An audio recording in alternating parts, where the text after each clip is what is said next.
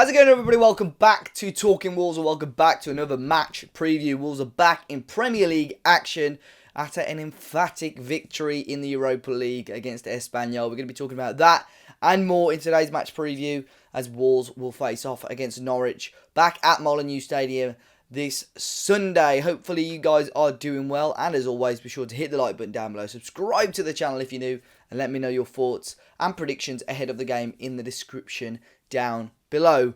But yeah, an interesting game this weekend, especially off the back of a beautiful victory over Espanyol, which takes so much pressure off us in the second leg next week. We were up against, obviously, a struggling Espanyol side who'd sort of, they topped their group, they'd done what they needed to do in the Europa League, but it was pretty clear with their lineup, through the thoughts of their fans, that they were pretty much on focusing now on survival in the Spanish La Liga. Obviously, good news for Wolves. We made no mess of it. We really did.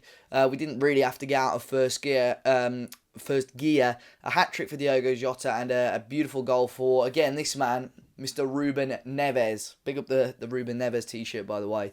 But yeah, beautiful victory for Wolves. Obviously, able to bring off Adama a little bit earlier as well, which freed up a little bit of room on that right-hand side for Doherty to do what he needed to do, and actually had a really decent game, Matt Doherty, on Thursday. So I'm looking forward to seeing what damage and what we can do on Sunday as well. So we're coming up against Norwich City, who, unfortunately for them, at the moment, are rock bottom of the Premier League, and it's looking pretty unlikely that they're going to stay up, man. They're going to need a big push now in the last sort of 12 games or so. They're on 18 points, 7 points adrift. It's going to be really difficult. But other than them, I think the last two relegation spots are still really there.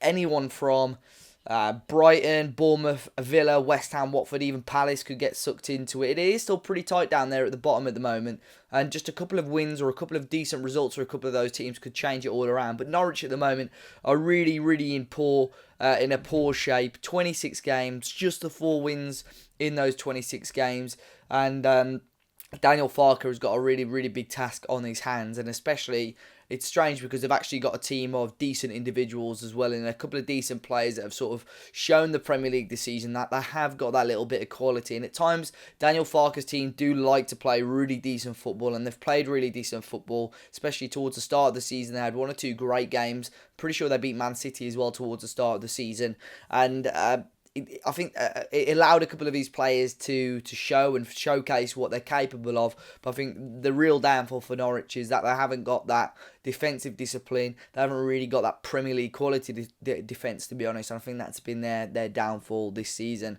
If we look at their past few results, they played pretty well against Liverpool, to be fair, at home last week. Liverpool only knocked the 1 goal past them, but at the end of the day, it was another defeat for Norwich. They did keep a clean sheet up against Newcastle in the game before that. That finished 0-0 at St James's Park.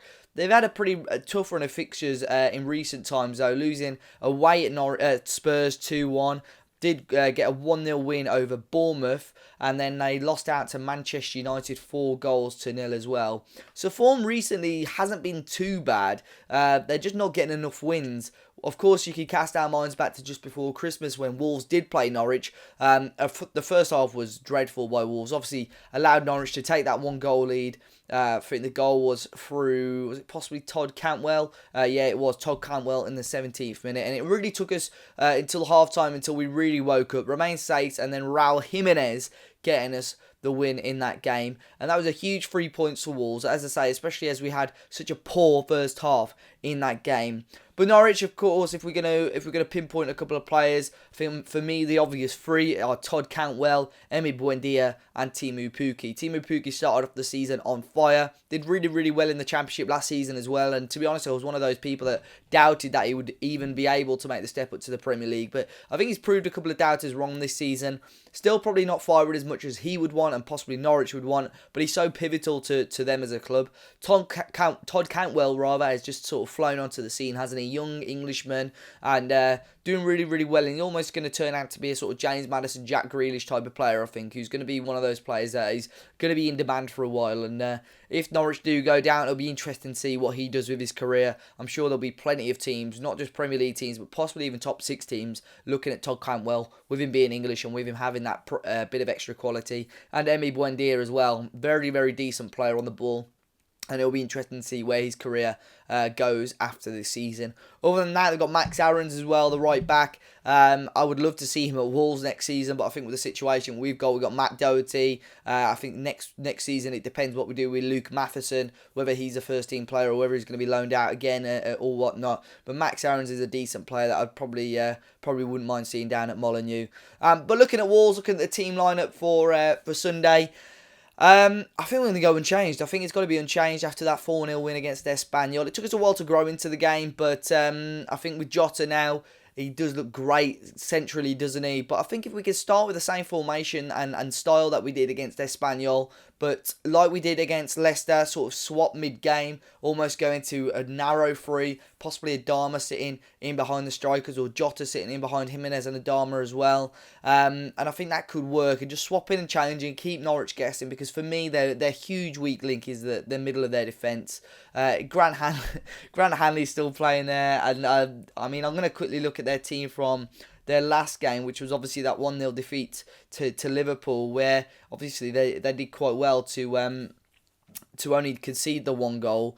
But yeah, Grant Hanley for me is just a player that I saw this season. I couldn't believe that he was still playing for Norwich. But I think he's actually done all right for them. I think the fans will probably shut me down on that point and say, you know, he's actually done okay for them this season. But if I'm going to quickly get up their result against Liverpool, there we go. Their lineup for that game was Grant Hanley and Zimmerman at the back, and Aarons and Byram at the back. I know Byram's got a pretty major injury, so it'll be interesting. Definitely interesting for Wolves to see how we react. But I think if we can chop and change throughout the game, go with that narrow front three, keep them guessing. Adama wasn't quite the races for me. I'm not saying he had a bad game against Espanyol, but the fact that, you know, he came off and got, you know, 20 minutes early or whatnot will give him a chance to stay pretty fresh, and hopefully we see the best out of Adama Traore against that struggling Norwich defence. Jimenez as well just always seems to turn up in these sort of games, doesn't he? Really likes to take the game by the scruff of the neck against these lower teams that at times do like to defend, but it'll be interesting to see how Norwich approaches the game as well. I think